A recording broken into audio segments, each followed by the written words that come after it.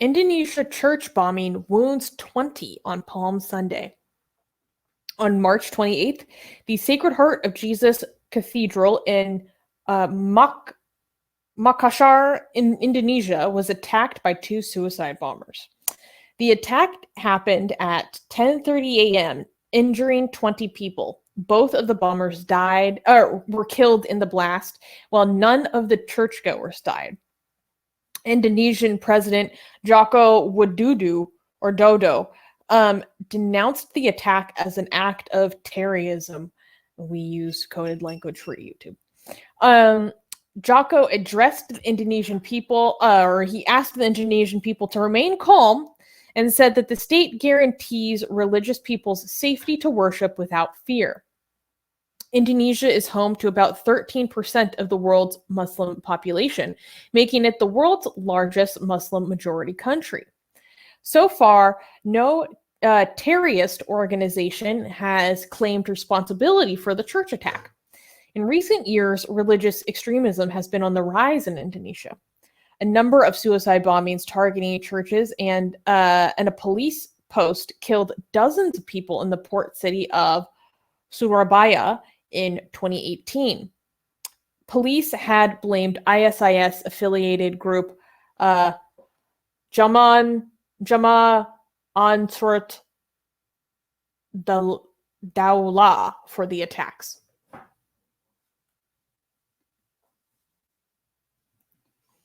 So obviously this is just really horrible. But it is, I think, important to highlight that mass tragedies like this still happen.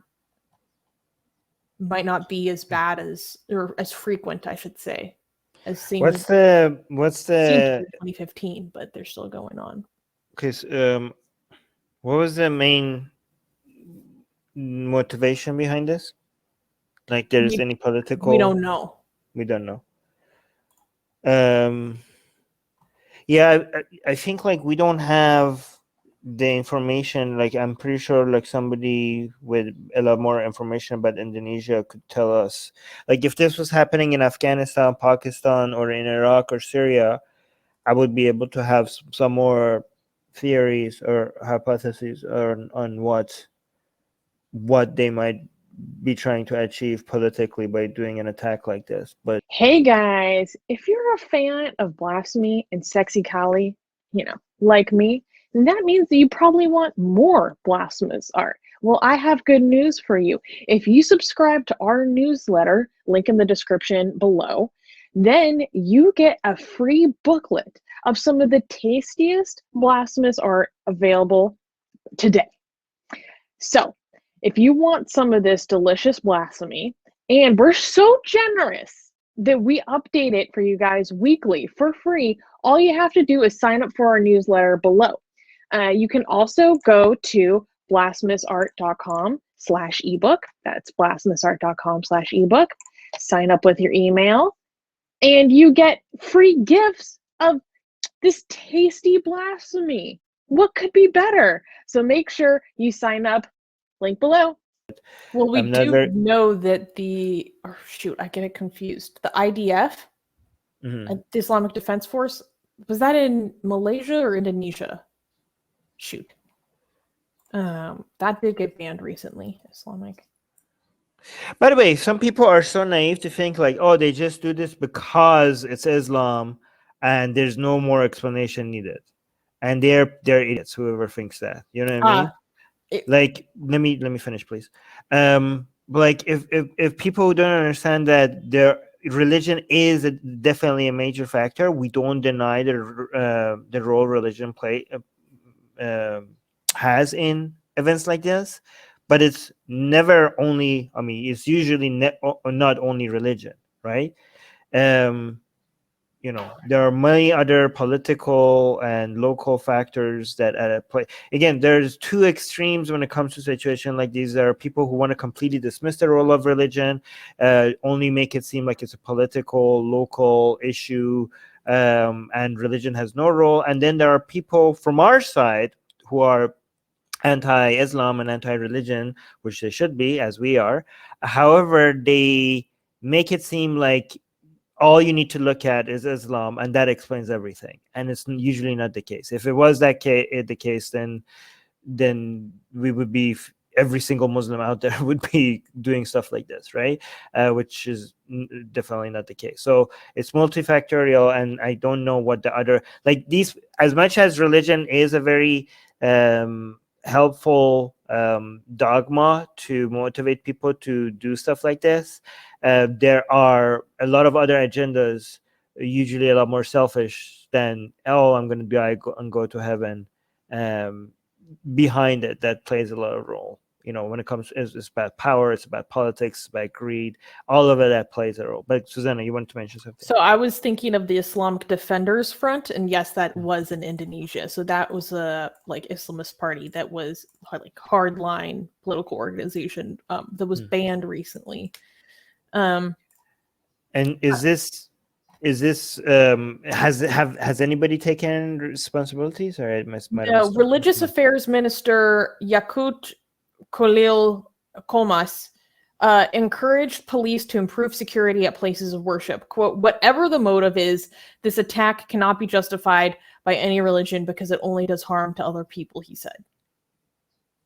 So, no, and I'm looking for more recent articles, and it doesn't seem like there are, at this point, because this happened about 6 days ago, is any clearer picture about who's responsible. And this is really scary for a lot of Christians because this is coming ahead of Easter Sunday.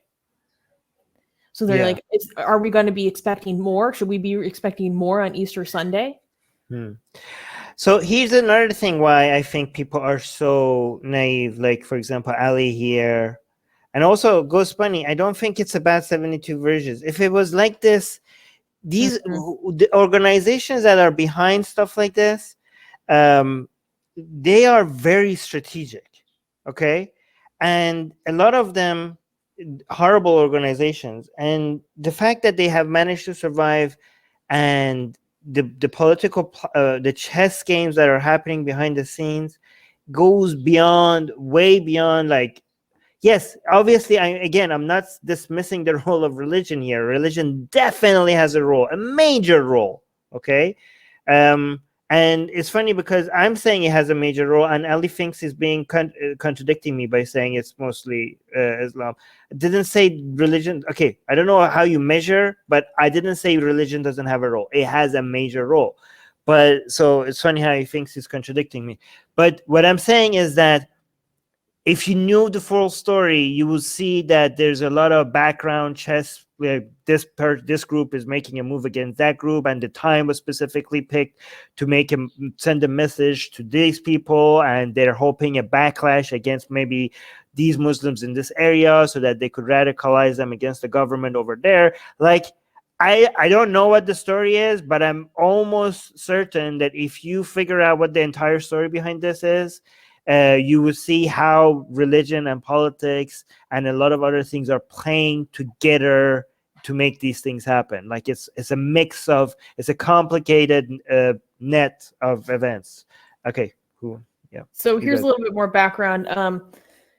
Indonesia's national police chief, Listio Sigit Prabowo, said that the attackers were part of Jamaah Ansharut Jalal, or JAD would be the Indonesian acronym. So I'll just say JAD network, which was declared a terrorist organization by the United States in 2017 and banned in Indonesia in 2018.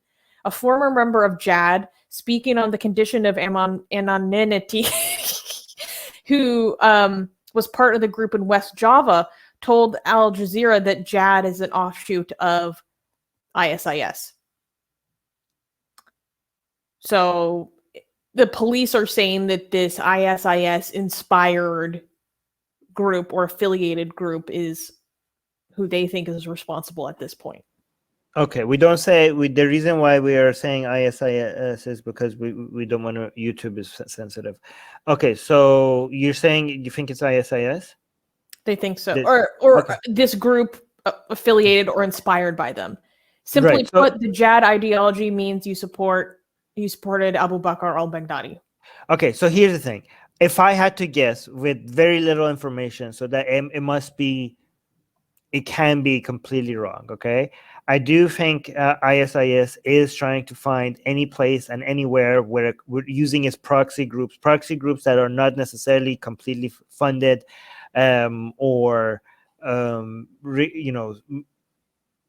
it's not their people directly being sent there. It's just basically kind of like a franchise where you have local groups that were already radical, but now they're just pledging allegiance to you and becoming kind of one of your franchises in a different country. But ISIS needs to remain relevant for its own recruiting and funding purposes, because after its defeat, it's really hard for a whole bunch of other radical groups to believe in their model and believe in their organization, for them to keep donating their resources and their people to it.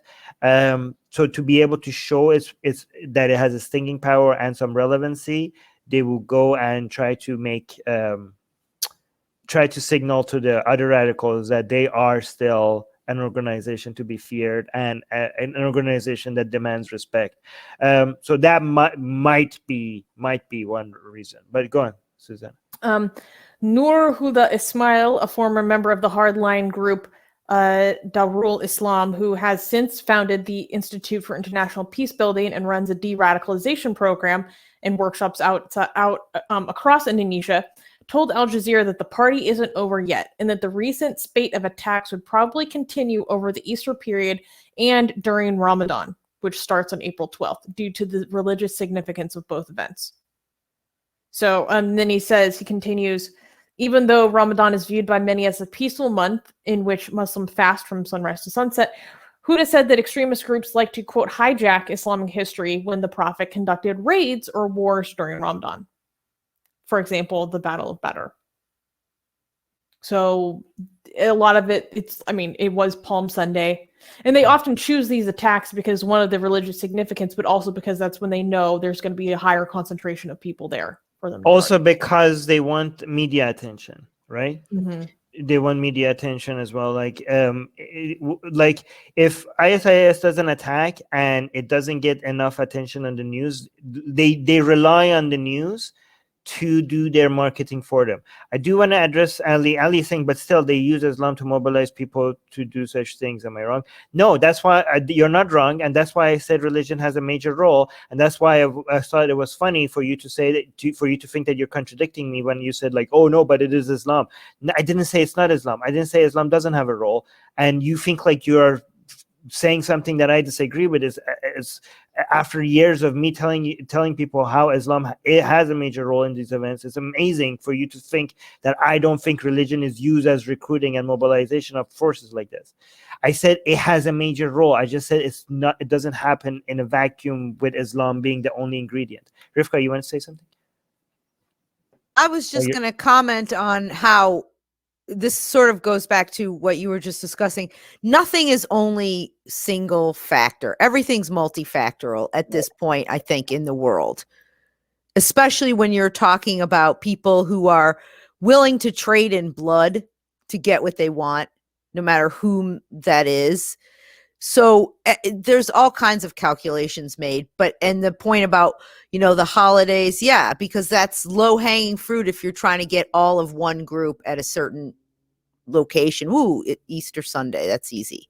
If you want the Christians or, so, and we've seen that there've been there's always in the recent years, unfortunately, a lot of holiday attacks on Christians and then also on other Muslims during the month of Ramadan, as well as on Christians. So, yeah, but that also, nothing happens in a vacuum. There's so many other things, I think, that are easily fall into this. And you were saying all these things that have a role. And I want to say economics in some way, too, because you were talking about the recruitment that ISIS needs to keep up and everything. It's those people's job now. Like, this is how they're paying for their, exactly CK cologne that they're getting the Western girls to sneak in through Turkey at the duty-free shop or whatever it is. Or just food. Or just food or their kids or their internet connection. So it's imperative for a lot of people to keep that going, that victim ideology, resentment ideology, belief system going, so that they can keep working and bringing home the bacon, to the family. Right. That was good, actually. Here's oh my God, Susanna, are you okay? Rivka just gets me when I least expect it. Rivka is good at subtle jokes. I do want to mention that I do think that it's also extremely strategic to go after Christians who are not Westerners. I don't know if this is planned, but if it is, it's extremely strategic because it has, from their perspective, it has the benefit of getting Western media attention because they're Christian. The outrage factor. Yes, just without the protection that Westerners have, right? So it's a softer target compared to actual Western, North American and Western Europeans, easier to reach to, yet still could get North American and Western European news coverage because they care about Christian, because their church is there and they want to be like, oh my God, look at them coming after Christians. So it's a way to sneak into Western media without having to have all the resources and the planning and everything that goes into targeting a Western people, which is usually harder to get their hands on, right? So it might be that, right? But you guys, what do you agree? Oh, I absolutely agree. I think that's a really salient point, that they can trigger the outrage factor, hype up the coverage in the West, but it's probably a lot easier logistic wise and cost wise to rile up your guys who think you're, super cool in Indonesia than it is someplace else. Yeah, that's a very, very good point. Hey guys, YouTube has fully demonetized our channel for supposedly hateful and harmful conduct, without telling us what we did wrong.